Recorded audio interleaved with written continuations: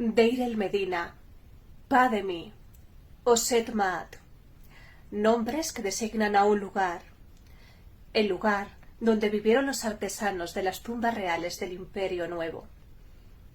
Pero ¿quién fue Bernard Brugger? ¿Y qué importancia tuvo este hombre en el estudio de este importantísimo asentamiento del Antiguo Egipto?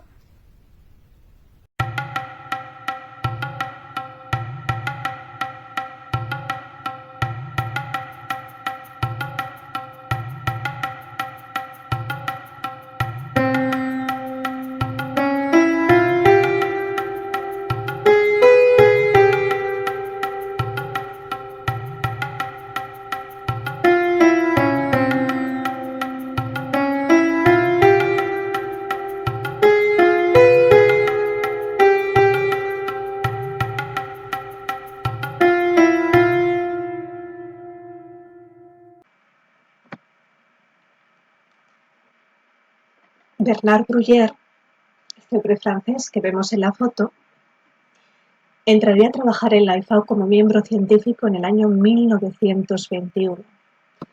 La IFAO es la misión francesa que lleva trabajando en este yacimiento en Deir el Medina más de 100 años. Aquí os voy a mostrar el logo. Este sería el logo de la IFAO, que es el Instituto Francés de Arqueología Oriental. Un logo muy bonito que nos recuerda al símbolo del horizonte con esos leones a querubín. Brugger entraría, que venía de una familia de militares, pero luego pues, descubre la egiptología, también pintaba, etc. Pues entraría como miembro científico, como egiptólogo, a trabajar en la IFAO en el año 21. Un año después, en el 22, Jaroslav Cerny, que era experto en hierático y en egipcio tardío, entraría a trabajar como epigrafista. Es Cerny precisamente el que poquitos años más tarde, 29 o así, es cuando él se da cuenta que ese poblado, que las personas que allí vivieron, se dedicaban a la realización, decoración, etcétera, de las tumbas reales del Valle de los Reyes, nada más y nada menos. Y es también Cerny el que, bueno, os voy a poner un pequeño vídeo de lo que sería el yacimiento de Deir el Medina, que es esto, desde la última vez que está en diciembre, que como podéis ver, afortunadamente no había prácticamente nadie, o sea que lo tenía casi todo para mí para visitar. Vale, pues este poblado, aquí podemos ver también pues algunas de estas pirámides que son entradas a las tumbas de estos artesanos. Cerny también, pues, lo que descubre es que lo que es el pueblo en sí, digamos, las casas que hemos visto, que eran de piedra y adobe, no tenía un nombre preciso, era así como el pueblo, el poblado, Pademi se denominaba, pero sí que al conjunto, pues digamos, de lo que es el poblado, también probablemente de las tumbas, se le conocía como, digamos, lugar de la verdad, o sede de la verdad, Set Maat. ¿Por qué? Pues porque todos o la mayoría de los habitantes que allí vivieron y que construyeron sus propias tumbas en esos ratos libres que tendrían, que son unas tumbas preciosas, pequeñitas, pero son preciosas, pues hacían denominar a sí mismos pues, las tumbas entre sus ajuares como servidores del lugar de la verdad o tripulantes del lugar de la verdad o aquel que escucha la llamada en el lugar de la verdad, con lo cual pues ha denominado un poco a estos pobladores pues como los que vivían y servían en este lugar de la verdad. Este Set Maat, que es un nombre pues, muy bonito. Ese Maat que digamos gobernaría sobre el Isefet, sobre el caos. Este pueblo, este poblado, se funda con Tutmosis I, en la dinastía 18, Reino Nuevo. Tutmosis I, como sucesor de Amenhotep I, lo funda, como hemos dicho en vídeos anteriores, por ejemplo en el anterior que hablábamos de las esposas del dios o en otro de Hotep, esa Ahmes Nefertari, que sería pues como la abuela de Tutmosis I, era considerada como la patrona divina, igual que su hijo, el hijo de Ahmes Nefertari, Amenhotep I. Serían un poco los patrones que se divinizan en esa aldea, y que son durante muchos años después pues un poco adorados, ¿no? Serían como esos patrones del poblado. Bruyer se convierte en director de los trabajadores de la excavación durante varios años. Uno de los descubrimientos que hacen es la tumba denominada TT, TT viene por Tebanton 290, que sería un personaje llamado Irinefer.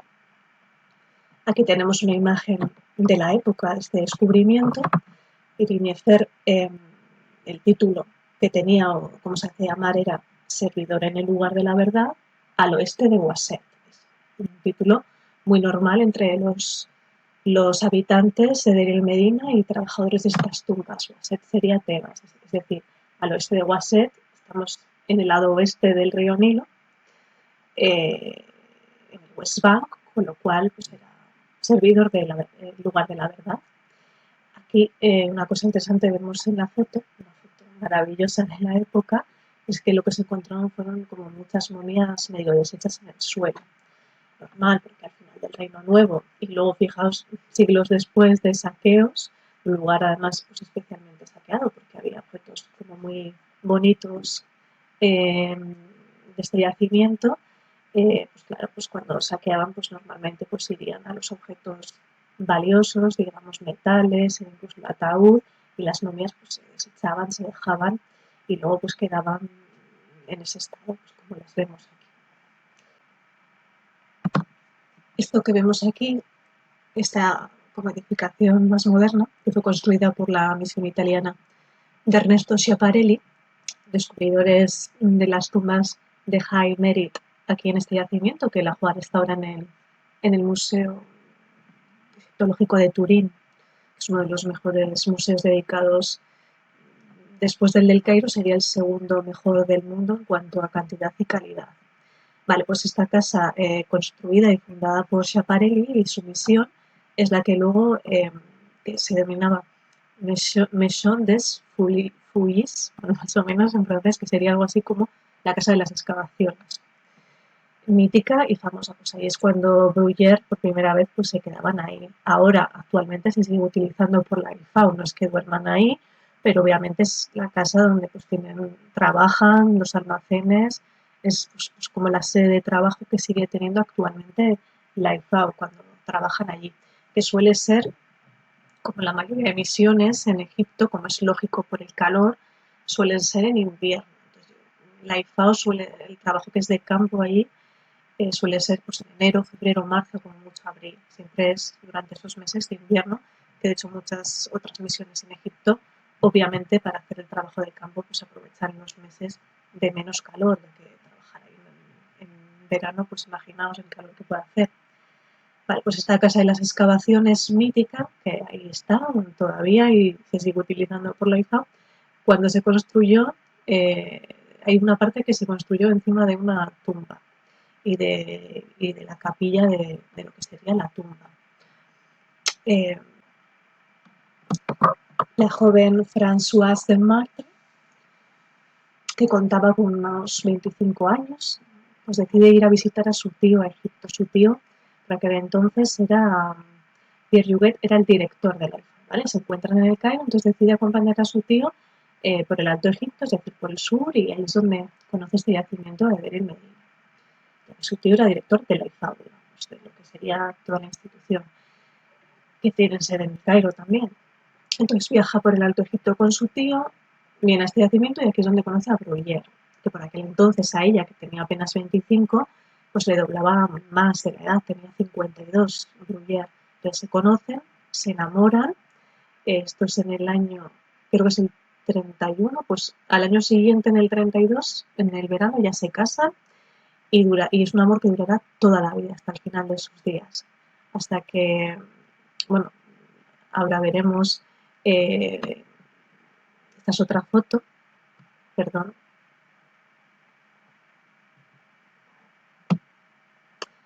Esta es otra foto de ella, de Françoise de Martre, esposa de Bruyer, que desde el momento en el que se enamoran y se casan, ella la acompañaría en todas las expediciones, tanto en Egipto como luego en Francia.